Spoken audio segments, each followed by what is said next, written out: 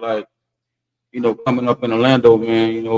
You had a lot of guys. Like we had a conversation before about people getting their flowers, and there's a lot of stories out here that need to be told. I know, just starting from myself, but it's not really about it's about these other people that you know when we get to talking about basketball and talking about the players that from back in the day.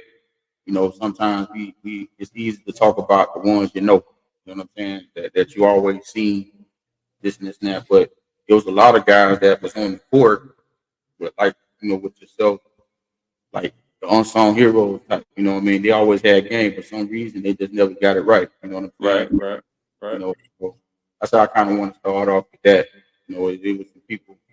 That, was it some people you felt like, if they would have just been led the right way or told the right path, they'll be right there where we are. Or, better than where they are right now.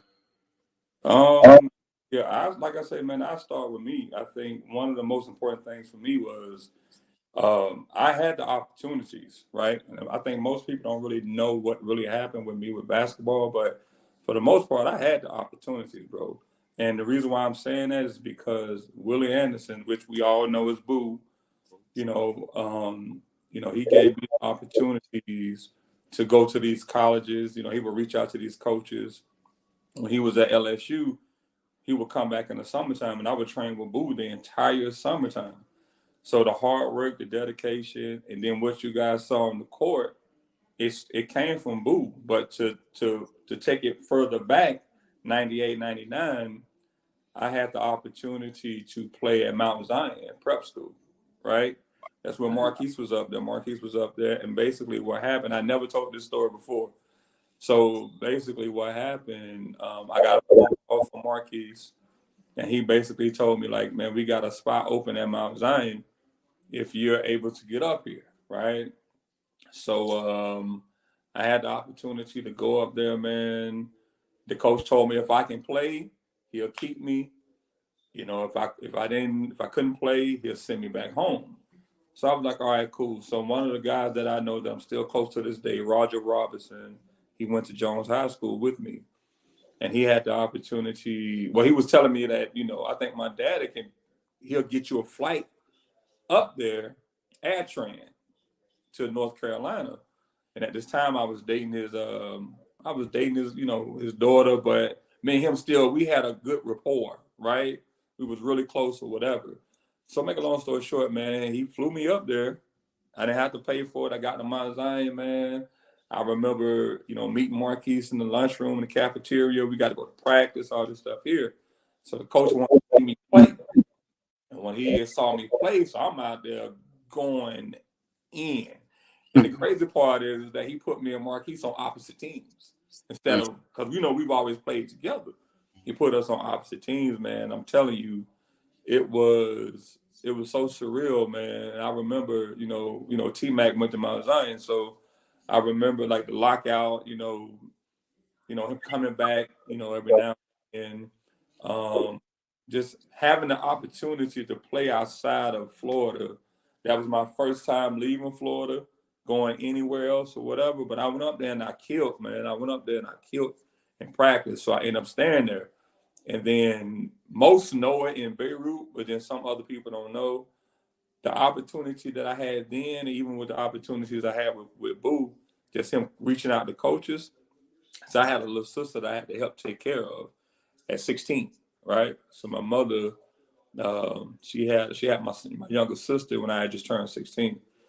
So I had to help her raise my sister. So it was a lot of times missing the Adidas tournaments, the Nike camps. At that time, Coach JT coaching us or whatever. So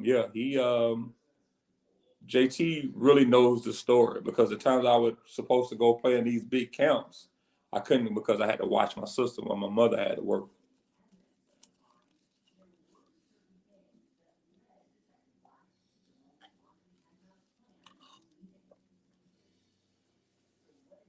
Yeah, man. I mean, it's like, hey, man, I ain't know that went down there, bro.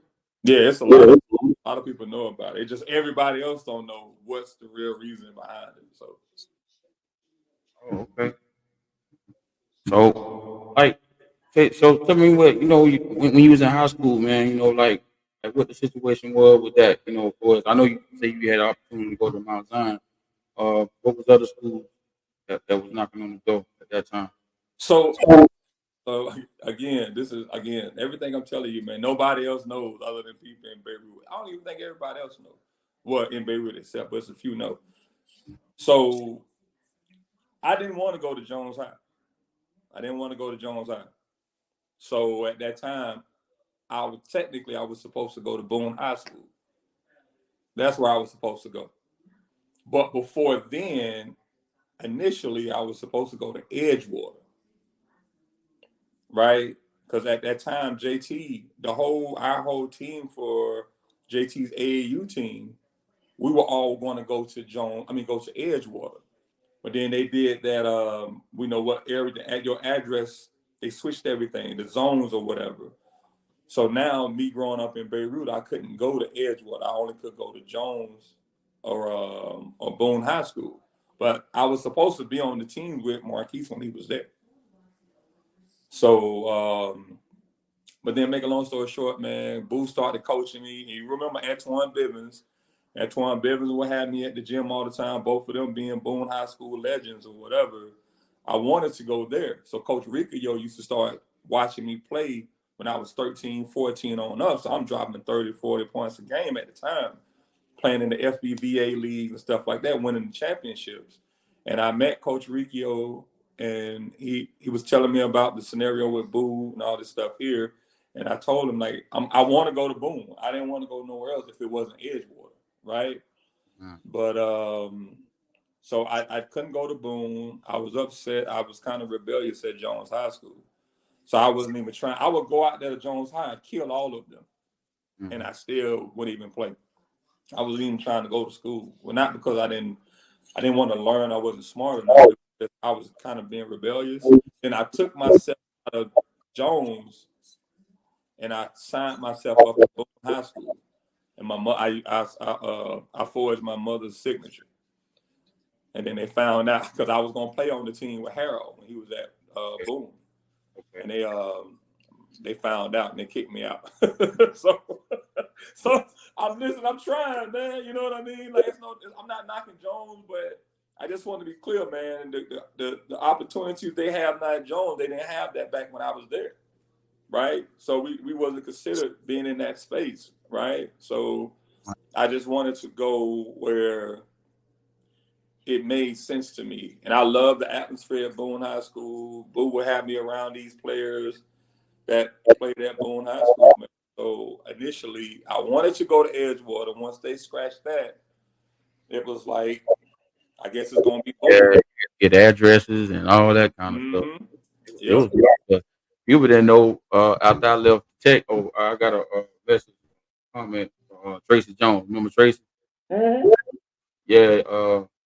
He said, who was the coach at the time at Jones? At Jones at the time. Mm-hmm. Well, who was the coach at the Coach time? Jones. What happened?